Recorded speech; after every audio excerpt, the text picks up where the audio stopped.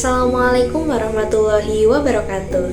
Halo semuanya, perkenalkan aku Giza Febriana dengan NIM 2461510069 dari Tadris Bahasa Indonesia kelas 1C. Di video kali ini aku akan menjelaskan mengenai apa sih itu semantik.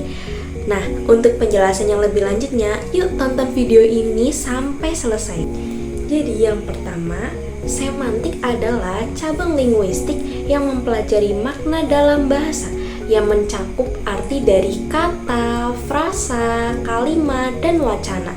Istilah ini berasal dari bahasa Yunani, yaitu sema, yang berarti tanda atau lambang. Kemudian, pentingnya semantik dalam studi bahasa.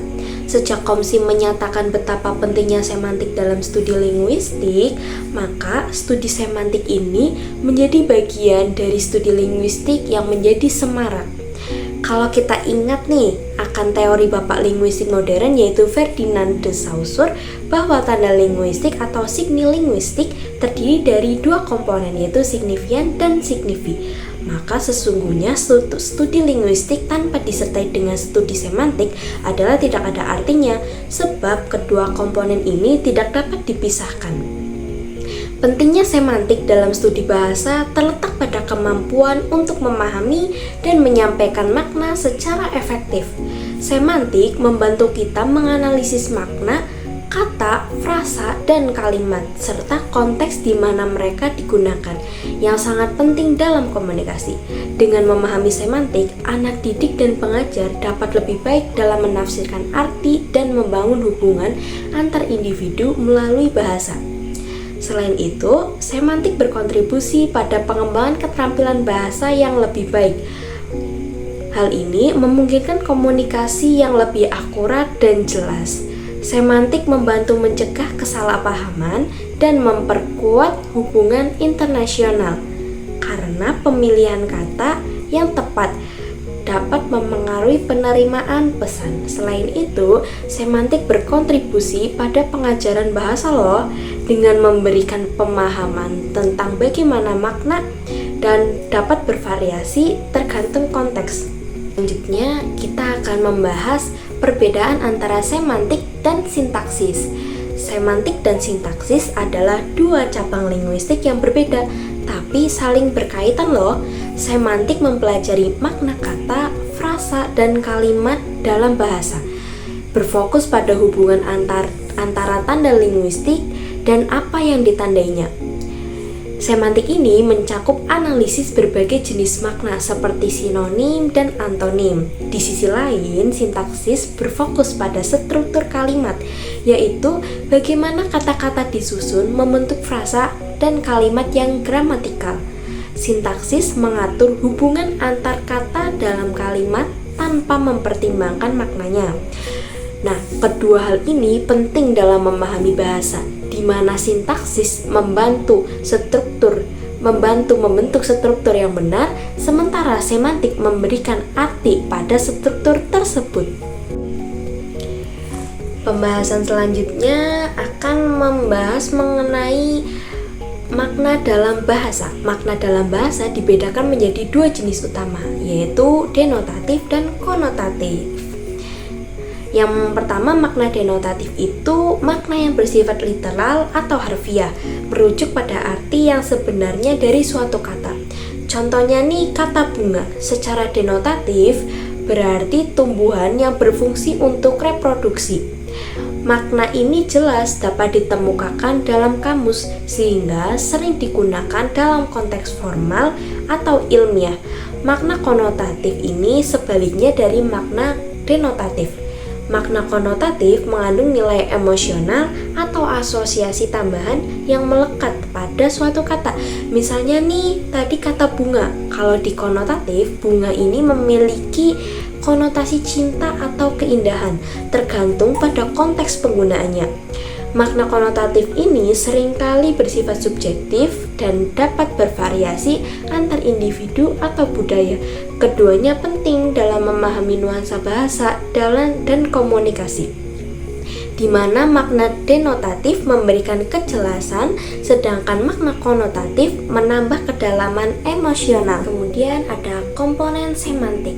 Komponen semantik ini mencakup elemen-elemen yang membentuk makna dalam bahasa, yang meliputi makna kata dan makna kalimat. Nah, pertama nih, makna kata adalah arti yang melekat pada suatu kata. Misalnya kata anjing, secara denotatif merujuk pada hewan peliharaan berkaki 4 yang bisa dijadikan teman manusia. Makna ini dapat ditemukan dalam kamus besar sebagai definisi literal. Sinonim dan antonim. Sinonim adalah kata-kata yang memiliki makna yang sama atau mirip, seperti besar dan luas. Di sisi lain, antonim adalah kata yang memiliki makna berlawanan, seperti panas dan dingin. Pemahaman tentang sinonim dan antonim membantu dalam memperkaya kosakata dan menghindari repetisi dalam komunikasi. Kemudian, makna kalimat. Makna kalimat ditentukan oleh sintaksisnya. Misalnya, kalimat dia memberi buku kepada saya. Nah, kalimat ini itu memiliki struktur subjek, predikat, objek yang jelas, sehingga memudahkan pemahaman bahwa subjek melakukan tindakan terhadap objek. Kemudian ada ambiguitas dalam kalimat. Ambiguitas ini terjadi ketika sebuah kalimat dapat diinterpretasikan lebih dari satu cara.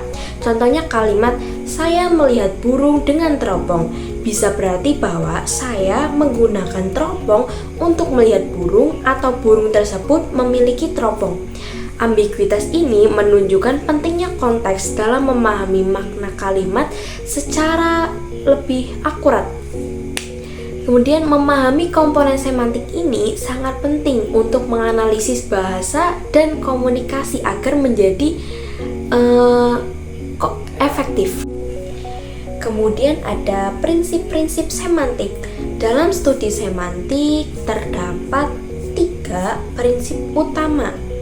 Yang pertama itu ada prinsip komposisionalitas, yakni prinsip konvensi makna dan hubungan antara konteks dan makna. Prinsip komposisionalitas ini menyatakan bahwa makna suatu kalimat dapat ditentukan dari makna kata-kata yang menyusunnya dan struktur sintaksisnya. Contohnya nih, kalimat kucing itu tidur. Makna keseluruhan kalimat dapat dipahami dengan menggabungkan makna dari kata kucing dan tidur. Prinsip ini menunjukkan bahwa pemahaman kalimat tidak hanya bergantung pada kata-kata individual, tetapi juga pada cara mereka disusun. Kemudian ada prinsip konversi makna. Prinsip ini merujuk pada cara makna dapat berubah tergantung pada konteks atau penggunaan kata dalam kalimat. Misalnya kata bank dapat merujuk pada lembaga keuangan atau tepi sungai. Tergantung pada konteksnya, konversi makna ini penting untuk memahami bagaimana satu kata bisa memiliki berbagai arti dalam situasi yang berbeda. Nah, hubungan konteks dan makna ini, konteks memainkan peran krusial dalam menentukan makna. Makna suatu ungkapan seringkali tidak dapat dipahami tanpa mempertimbangkan situasi di mana ungkapan itu digunakan. Misalnya frasa "saya sudah pergi" bisa berarti sesuatu yang berbeda jika diucapkan dalam konteks percakapan tentang liburan dibandingkan dengan konteks pembicaraan tentang pekerjaan. Oleh karena itu, pemahaman semantik harus memperhatikan konteks sosial, budaya, dan situasional untuk mendapatkan interpretasi yang akurat. Ketiga prinsip ini saling terkait dan membantu dalam memahami kompleksitas makna dalam bahasa. Selanjutnya, peran semantik dalam komunikasi. Semantik ini berperan penting dalam komunikasi, mempengaruhi cara kita memahami dan menyampaikan makna. Peran semantik dalam komunikasi ini berbicara bagaimana semantik mempengaruhi pemahaman. Semantik ini membantu individu dalam memahami makna kata dan kalimat secara tepat. Dengan pemahaman semantik yang baik, seseorang dapat menangkap maksud sebenarnya dari pesan yang disampaikan. sehingga mengurangi resiko kesalahpahaman. Misalnya, penggunaan kata yang tepat dalam konteks tertentu dapat memastikan bahwa informasi disampaikan itu jelas dan akurat kebenarannya, yang sangat penting dalam interaksi sosial. Dalam komunikasi sehari-hari, semantik ini terlihat jelas melalui pemilihan kata. Misalnya, saat seseorang mengatakan "saya merasa dingin", pemilihan kata dingin ini dapat memiliki konotasi yang berbeda tergantung pada konteks. Apakah kata dingin ini merujuk pada suhu fisik atau suasana hati? Penggunaan istilah yang tepat memungkinkan individu untuk mengekspresikan perasaan atau ide mereka dengan lebih efektif. Semantik ini berdampak pada teks dan media. Semantik berpengaruh besar terhadap cara kita menginterpretasikan teks dan media. Dalam membaca berita atau artikel, pemahaman tentang makna kata dan konotasinya sangat penting untuk menangkap pesan yang ingin disampaikan penulis. Kesalahpahaman dapat terjadi jika pembaca tidak memahami nuansa atau konotasi tertentu dari kata-kata yang digunakan. Nah, hal ini dapat menyebabkan interpretasi yang salah terhadap informasi yang disajikan. Dengan demikian, semantik berfungsi sebagai jembatan antara pengirim dan penerima pesan, memastikan bahwa komunikasi ini berlangsung dengan efektif dan harmonis. Nah, terakhir nih, semantik dalam linguistik dan ilmu komputer. Dalam pengolahan bahasa alami, semantik berperan penting untuk memungkinkan komputer memahami dan memproses bahasa manusia. Aplikasi semantik di NLP meliputi analisis sentimen, mengidentifikasi emosi atau sikap dalam teks. Terus, penerjemahan mesin menggunakan semantik untuk menerjemahkan teks dengan mempertimbangkan konteks dan makna. Kemudian, pengambilan informasi menggunakan teknik semantik untuk mengekstrak informasi relevan dari dokumen. Semantik ini membantu NLP untuk tidak hanya mengenali kata-kata, tetapi juga memahami maksud di baliknya.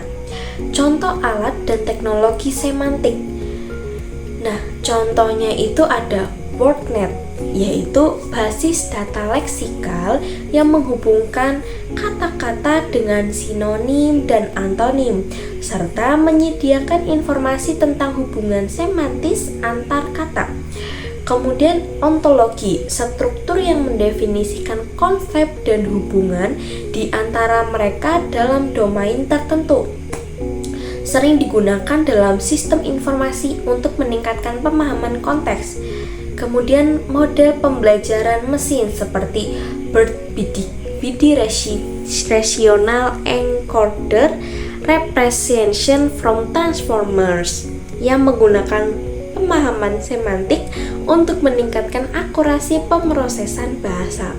Dengan demikian, semantik memainkan peran integral dalam memahami dan mengembangkan interaksi antara manusia dan mesin melalui bahasa.